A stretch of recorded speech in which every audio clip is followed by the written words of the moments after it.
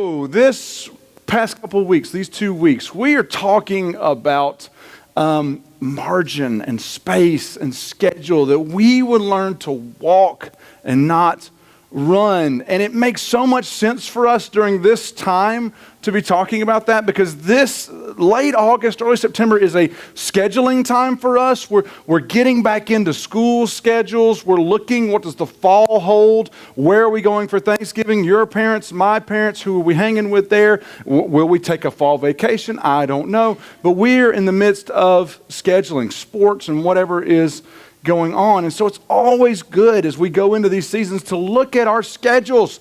Am I doing too much? Have I over-committed? Where am I running where I need to be walking? And this encouragement, walk, don't run, of course, comes from the pool, right? You remember the days as a kid at the pool, right? Walk, don't run. Can I tell you, as a kid, I hated this rule. I hated walk, don't run. And there's the kid that's telling you why you shouldn't walk, don't run, that you'll have blue lasers shooting out of your backside. But that kid is like, don't run. Don't run. As a kid, I hated this rule, because as a kid, we run all over the place, don't we? We're always on the move. And I didn't realize why that rule was there. But as an adult, as a 40-something turning this year, I realized this rule, both for the pool and for life. For the pool, it's like you're watching, as a father, I see my kids like, yeah, walk, don't run, because were you to run, it's too easy. You could slip and fall, you could bust your head, you could fall in the pool, you could do whatever. Don't run at the pool. But as an adult, I see this. As a kid, I didn't understand it, but now as an adult, I see it. I see the validity of it at the pool, and I see the validity of it as a person trying to function in this busy time we have. And as we look at this idea, walk, don't run, it's very easy for us to think, okay, well, what am I supposed to do? How am I supposed to get where I'm supposed to go? Because some of you type A'ers in the room, you're like, I hear you that walk and don't run stuff, but I'm a runner. Right? I run. That's what I do. I make it happen. There is no weakness in me. I make it happen. I am a runner. Nobody's telling you not to get where you're supposed to go. Right? That's not what we're encouraging you with over these couple weeks here. Nobody's telling you that. We're just encouraging you to pace yourself, right? To slow down a little bit. And maybe you say, but I won't get where I'm supposed to go. Like the song says, I'm in a hurry to get things done further, faster. This is just a man trying to keep me down, right? And that's not how it is at all. We're just encouraging each other to pace ourselves, to walk and not run. Because walking is a margined movement, isn't it? I mean, when you're walking, you're just kind of going. Hey, Justin, how you doing? You all right? Franklin, you good? James? Happy birthday. You're just walking, and you're just kind of moving, right? But if you're running, like I'm tripping and falling, I'm running over this table, it's all sorts of things. Walking allows us to look out for ourselves and to look out for others, doesn't it? I have a new appreciation for this, as my oldest has been running cross country the past 3 years with his middle school. And if you've ever been to a cross-country meet, which I hadn't until about 3 years ago, cross-country meets are very fascinating in how they get going. That when the meet starts, the herd just moves, right? Do we have a picture of that there? That's what a cross-country, those are much older than my son, but they're folks just running. It's this big herd of folks just going. And I've watched this for the past 3 years, and I thought, you know what? Somebody's going to eat it. Right? Somebody's going to bust it here. It's going to happen. This week, Lane had his first cross-country meet. It happened, right? It happened. A little kid, probably sixth grader, busted. And you just see the herd moving. I'm thinking, uh-oh, this is going to be bad. Because when you're running, you're not looking out for the person that might be on the ground at your ankles there. You're just looking at what's in front of you, right? Just running. And as a cross-country meet goes, the herd, it thins out. Right? And then they're pacing themselves. And before you know, you go from 150 in the herd to finishing third, which Lane did this week. Way to go, Lane. So that was pretty cool. He was disappointed, though. He had his eyes set on number one. So we're going to keep working. So if you wonder what Lane's doing this week, he's going to be doing a lot of running. and then a walk after. That just contradicted everything I was going to tell you. He's going to run this week, but we're going to walk. Okay, but that's what happens as cross country goes. The running, you can easily not recognize where you're going, seeing others, seeing yourself, what's up with where you're going. And this is not an accident. This is not some kind of newfangled idea that we've been talking about over the past 2 weeks. This is really a God idea that the Apostle Paul, in a letter to some friends of his called Galatians, he writes this in verse 16 of chapter 5. He says this, walk by the Spirit. Walk by the Spirit. Margin movement. Walk by the Spirit. Right? Not run, but walk. Live by is another way you can read this. Live by. Walk by the Spirit. Because walking is a margined movement. It says to the world, I'm not in a hurry. I'm not in a rush. It's going to be okay. Right? I'm not in a hurry. I'm not in a rush. It's going to be okay. But do you know what we've done with walking? Because we as a people, we can ruin a lot of things. Right? Do you know what we've done with walking? We've turned walking into a competition. Right? And I used this example earlier in the year, and I did it in a good way. I'm going to bash it today, okay? Have you seen this competitive speed walking? Where's my GIF there? Look at him. When I used this earlier in the year, look at him go. I mean, look, just leave that there the rest of the service. Somebody's going to go crazy watching that. Look at these guys going. They are speed walking. This is an actual competition to see who can get to the finish line fastest by walking fast. We've ruined walking, right? We've turned it into a competition. We've turned marginal moving into a competition. I'm sure there's some science to this. I don't know what it is, but it just looks like a lot of hips and shoulders to me, and it's got to have something to do with the uniform too. I mean, I don't know about that. We've turned walking into a competition. We can ruin anything. It's like pineapple on pizza, right? We can ruin anything. I knew I'd get some pushback there. How many pineapple pizza fans do we have? Oh my gosh. People, look around the room at these crazy people. Half my house is a pineapple on pizza, right? And I love pineapple, I love pizza, but together, no thank you. I don't like that. We can ruin almost anything. And here's the deal when it comes to walking, running, and all this. We know of almost no other way to be in motion than to be rushing or hurrying, do we? We know of almost no other way. I can leave 30 minutes early. It takes me about 20 minutes to get here from my house. I can leave 30 minutes early. Do you know what I'm doing? I'm probably speeding, right? I'm probably moving quick, and I'm getting frustrated when someone gets in front of me and is going too slow, and I have to remember, I got 10 minutes to kill. It's okay. It's okay, right? In fact, this idea, we've been using this idea of the stoplight last week. Andrew introduced this. And this week, he thought it'd be cute to put up a little poll on his Facebook page. Do we have that? There it is. So one Andrew Brown, our lead pastor, puts this up on his Facebook page this week. It's actually a true story. It says, hey, Village, so I'm riding shotgun with the Josh Rouse. Did you know there's a Josh Rouse who's a folk singer? Did you know that? So he said, I'm the. That was encouraging to me. Yesterday, when we come up on one of these yellow lights, did he, and he puts a poll, did he slow down and stop, slow down and proceed cautiously, or slow down and check for cops, then increase to bat out of Hades speed while laughing at the stopped cars in the turn lane? He said, come Sunday to find out what happened. Well, that didn't bother me as much as the responses, because some of you have very little faith in me. And that disappointed me a little bit. Barry McClure, though, where are you at, man? You rocked it there. The answer's B. All right, it's B. I slowed down and proceeded cautiously. All right, come on.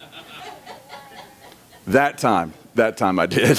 The week before we were coming back, we'd gone to a Saturday night Braves game, which we don't do that much because it's a late night on a Saturday evening to get back for Sunday. And you know when they put the lights on the highway and it's 55 and you're running 55-ish, right? And you're just going and then the light changes. What do you do? Right? What do you do as it's turning yellow and you're still going 55? So I did what most of us would do. Here we go, buckle up, right? And we made it. I mean, I made the yellow light, so that was great. But so that time I did keep going a little bit. But if you and I keep just powering through the yellow lights in our lives, eventually we're going to have to stop, right? We're going to have to stop. A guy named Richard Swenson, who wrote kind of the book on margin, says that the healthiest lifestyle comes equipped with 4 gears, right? 4 gears that we run in. The first gear is park, and this is for the contemplative times in our lives. And we're going to talk more about contemplative here in just a little bit, but it's used for rest and renewal, to recharge our batteries. It's where we do much of our thinking about values and spirituality, our study, our prayer. This is the gear that we're in when you kind of take that novel and you go lay in the hammock, or you go out and stick your toes in the sand at the beach, and it's just, life is good. You know those shirts, life is good? This is the gear. Just life is good, right? In the first gear. The second gear, he says, is low. And this gear is for relationships and family and friends. This is where we get together and enjoy being together. That we'll use it for talking to someone, that it often prevents us from being distracted. We're focused right there on that conversation. This is the gear we use, parents, when our kids ask us for a story, right? And it's easy to just go, yeah, okay, we can do that. Or when our kids ask us about the death of pets or the birds and the bees or God. There's no hurry in this gear. It's just quality time. The third gear, he says, is drive. And this is our usual gear for work and for play. This gear gets lots of energy as we're in movement. Faster speed feels better because it means we're being productive, right? We enjoy this gear. It gets us from place to place quickly. And this is the gear maybe you exercise in, or you mow the lawn in. And then comes the fourth gear, which he calls overdrive. This gear is reserved for times that require a little extra effort. Maybe you have a deadline coming that you kick it into this gear. If we're exercising, like we're taking a real difficult exercise class, maybe this would be overdrive. Playing basketball, doing whatever sport we might enjoy. This is the gear doctors use during flu season when schedules are double booked. It's overdrive, right? Getting things accomplished. But here's the deal. Unfortunately, many of us don't ever get out of overdrive. We're just going, right? And going and going. Oh yeah, I can do that. I can take that. I can do that. Okay, I can do that. I can take that. I can get that done. But here's the deal. We're not meant to race continually at that pace. We're not meant to do that.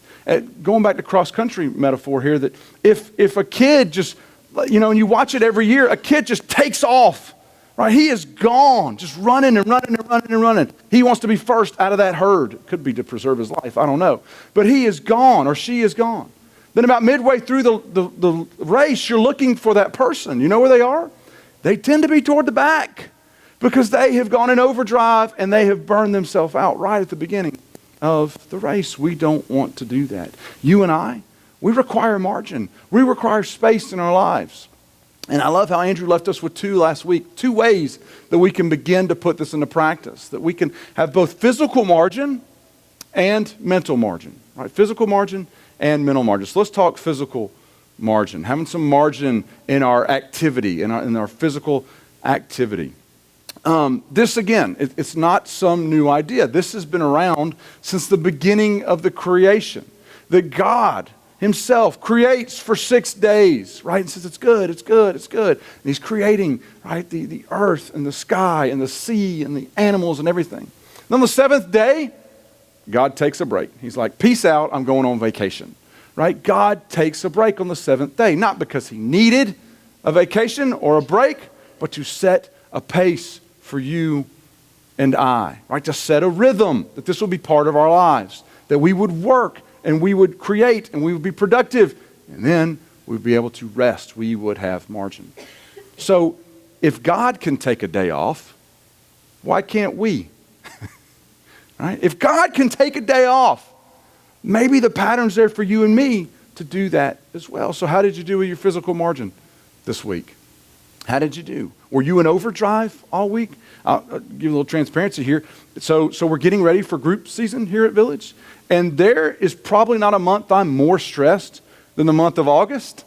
So I've been in overdrive this week. So I've had to try to go to bed early, which for the most part I've been successful at. But I have been going and going and going, a little bit of stress. So I have had to try to consciously slow down. How have you been doing this week with your physical margin? How are your yellow lights going? Have you found some rest this week? Did you take a nap? How many of you are Sunday nappers? How many Sunday nappers do we have? Raise those hands high, man. Own that. The Sunday nap, God created that on the 8th day, right? That's a beautiful thing. Take a nap every now and again, right? Do something for yourself every now and again. Treat yourself, right? Do something for yourself to be fed, to have physical margin, to have space in your life, right? Have space in your life to have some physical margin. But here's what I've noticed about trying to pursue rest physically, is that there are times when I can be just dog tired, right? My body is shut down and I'm just exhausted. And you hit the bed, and then what happens? That brain just starts going. Like, shut up, stop. And then you're up for another hour. Have you experienced that? Man, that drives me crazy. And most of us will never experience the refreshment of physical margin. You know why? Because we can't figure out a way to have some mental margin. We can't figure out a way to create some space right in these noggins of ours. We need to free up some headspace. We are in need of mental margin. Like when our computers slow down because there's too much stuff on them, you know, we have to take it and throw some stuff away in the computer. We too need some sort of process for us. A guy named Christian Wyman wrote a book called My Bright Abyss, and in it he says, how does one remember God, reach for God, realize God in the midst of one's life if one is constantly being overwhelmed by that life? He said it's one thing to encourage quiet spaces in which God, or at least a galvanizing consciousness of his absence, can enter the mind and heart. He said, but the reality of contemporary American life, which often seems like a kind of collective ADHD, is that this consciousness requires a great deal of resistance. And how does one relax and resist at the same time?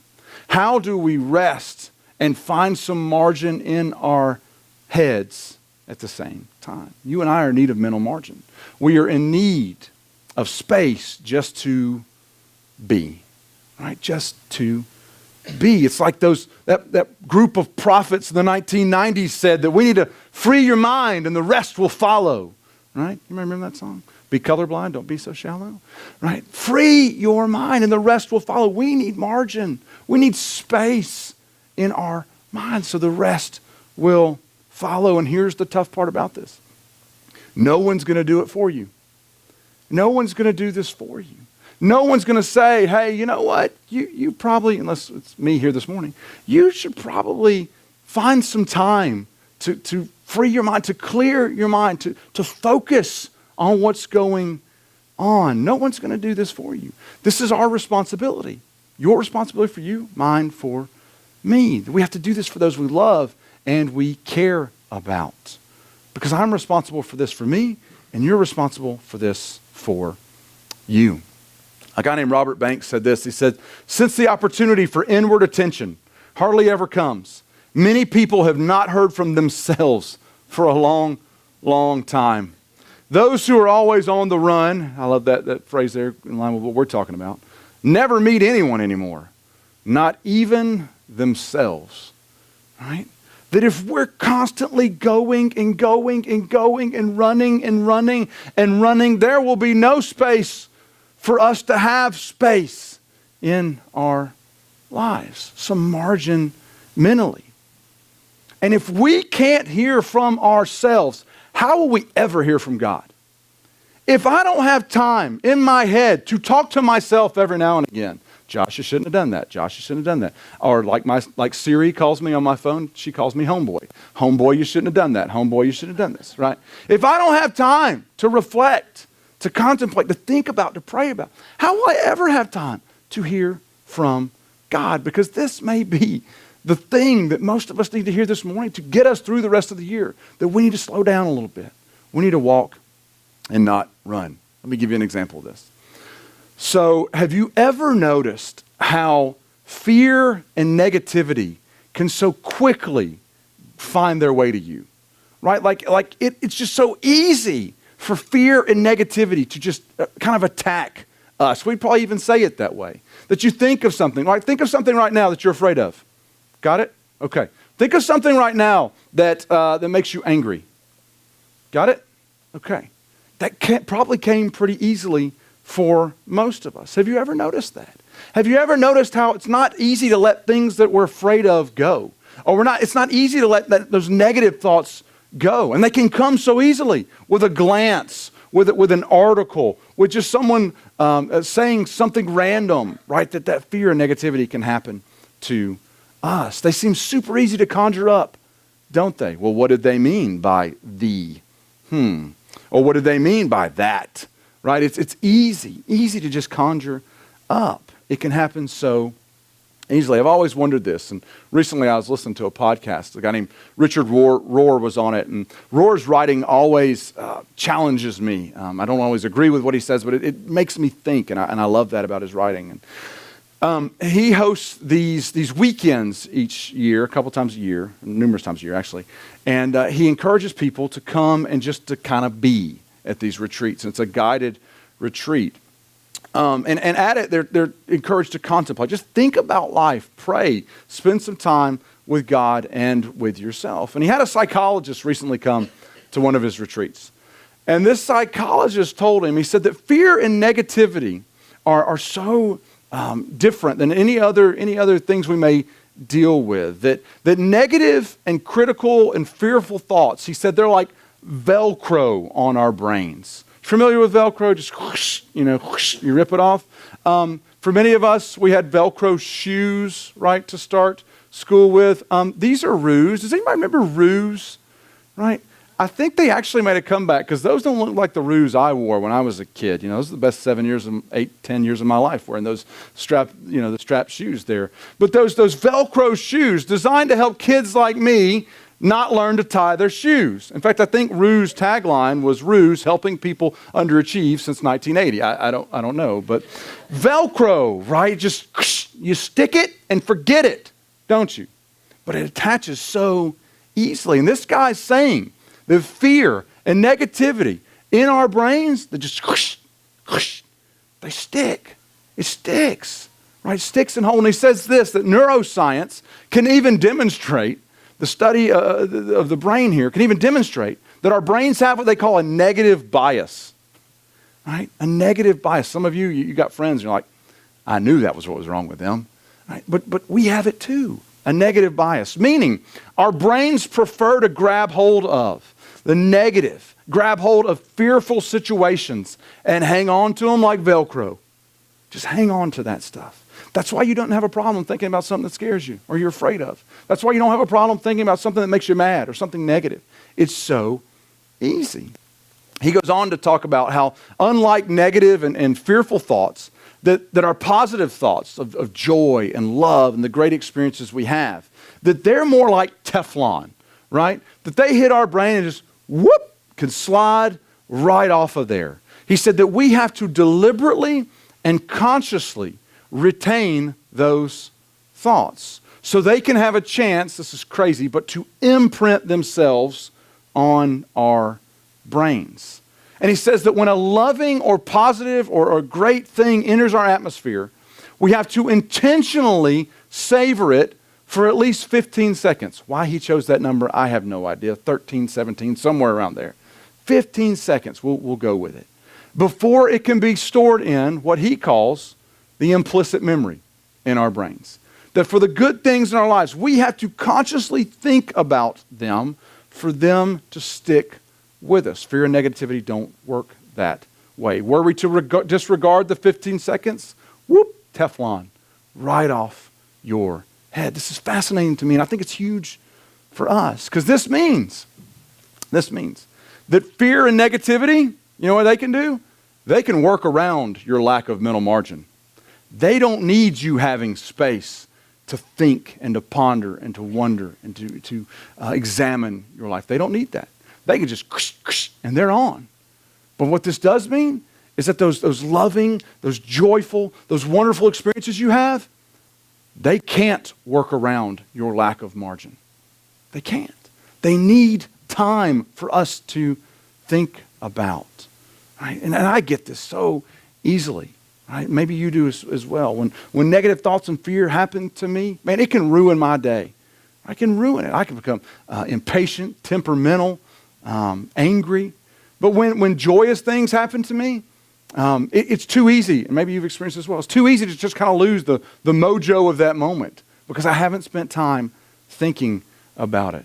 This reminds me, this 15-second thinking reminds me of something Paul said to some friends in the church of Philippi. He writes them this letter. And this is actually at the conclusion of his letter. He's saying goodbye to these folks, and he says this. And we can be tempted sometimes to throw this stuff away. It's like, oh, Paul's just saying goodbye. I'll skip that. But this is huge. In Philippians 4:8, Paul says this.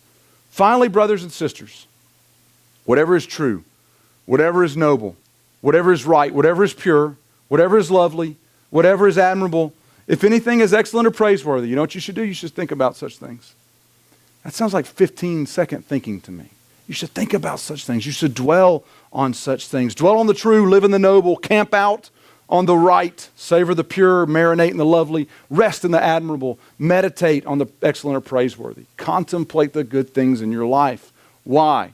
Because we want them to stick, right? We need the margin for them to stick, because I'll tell you this, fear and negativity, whoosh, too ready to come and occupy that space in our heads. And this was a thought process that Paul chased a few times, is having our minds focused on where they need to be. In Colossians 3:1-2, he says, since then, you have been raised with Christ. Set your hearts on things above, where Christ is, seated at the right hand of God. Set your minds on things above, not on earthly things. I love that there. He's showing our responsibility in that. Set your hearts, set your minds on God, right? Get them in position to experience Him. He goes on to say this in Romans 12:2. Do not conform to the pattern of this world, but be transformed by the renewing of your mind. Then you will be able to test and approve what God's will is, His good, pleasing, and perfect will. I've always read this verse and thought, man, sign me up for that.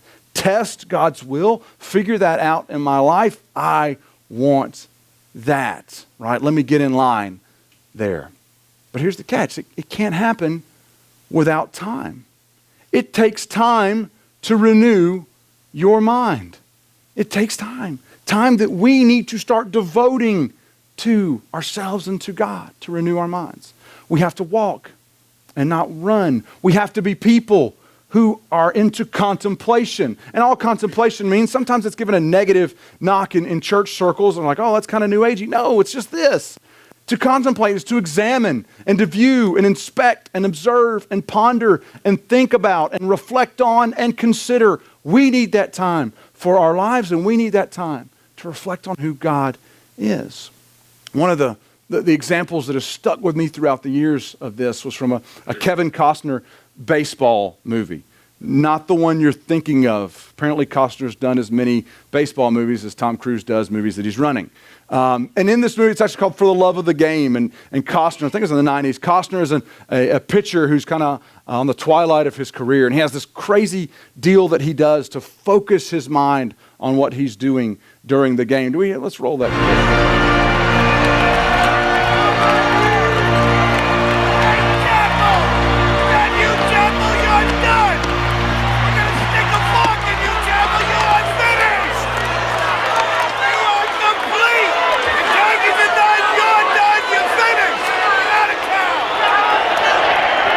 I was telling him Yo, Chapo! You couldn't pitch a 10!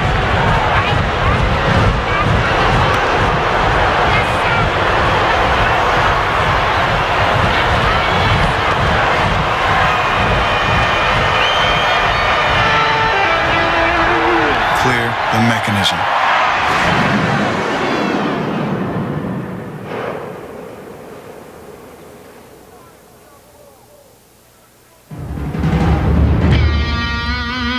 hello, Mike.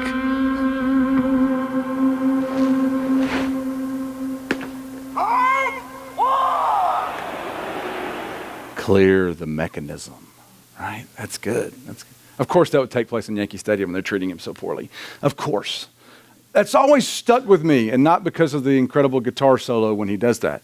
That's always stuck with me is he's focused, right? Clear the mechanism. I need that. I think you could use that as well. And here's how this is going to play out for you. It's probably going to play out differently for you than for me. Because for you, maybe it involves silence. Getting alone for a little bit and just focusing on God, on how good he's been to you, on what he's brought you through, on where he's taking you. Maybe for you, it involves going and taking a hike, right? And just going out and being in nature. Maybe for you, it involves just sitting with the Bible and just reading and enjoying that time, or just praying, right? And having a focused time. A few years ago, we did a series called Connections, where we looked at how each of us is wired differently to connect with God. How do you connect? How are you finding those 15 seconds at a time to ponder, to think about the good in your life? Where are you experiencing those 15 seconds? Can we pull that Paul passage back up, Philippians 4:8? Where are you finding time to think about what's true, what's noble, what's right, what's pure, lovely, admirable, excellent, or praiseworthy? Where are you finding that time? Because if we are not doing this, no one will do this for us. Maybe you say, well, that just sounds like the power of positive thinking. Sure, whatever. To me, it sounds like the power of staying sane, right? In this culture that demands I live in overdrive all the time, I have to find a way to unplug with 15 seconds. And some of you here this morning, you're like, 15 seconds, that's nothing. I do 30 minutes every day, right? And it's my time. And maybe you call it your quiet time, your devotional time. That's fantastic.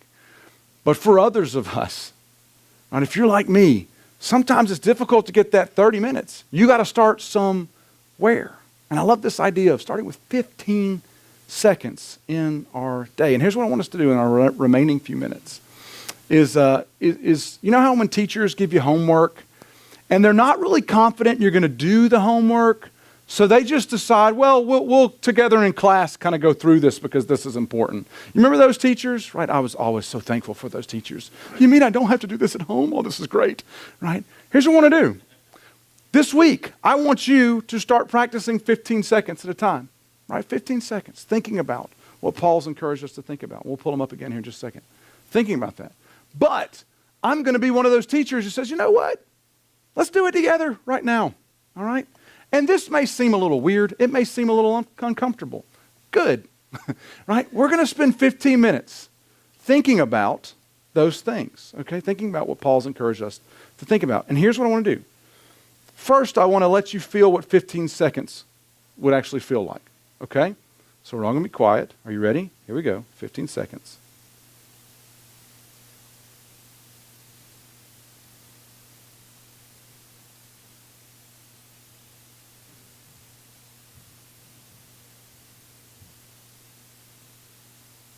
There it was. That's 15 seconds. How uncomfortable was that? A little weird in a room full of people, isn't it? A little weird. Well, here's what I want us to do. We're going to do 15 seconds again, okay? And as we do, I'm going to read off this list to you, the true, the noble, the right, the pure. First thing, just first thing that comes to your mind. Just have some space for this, okay? All right, here we go.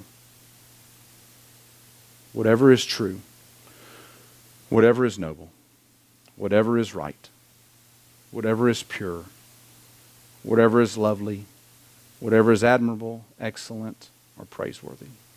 Think about such things. All right, it's 15 seconds. Congratulations. We have pens for you as you leave. No, I'm just kidding. We don't. We don't. So, maybe that felt good to you. Maybe it's like, oh, that's good. I needed that. Maybe that was incredibly uncomfortable to you. It could be that we have been spending way too much time in overdrive and that we need to spend some time walking, not running. All right, 15 seconds. Let me tell you something. Fear and negativity, that's not a joke, man. That stuff will just right to your head.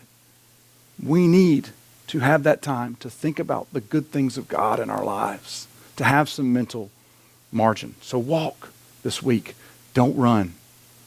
My prayer for you is that you will take some time to renew your mind this week. Let's pray together.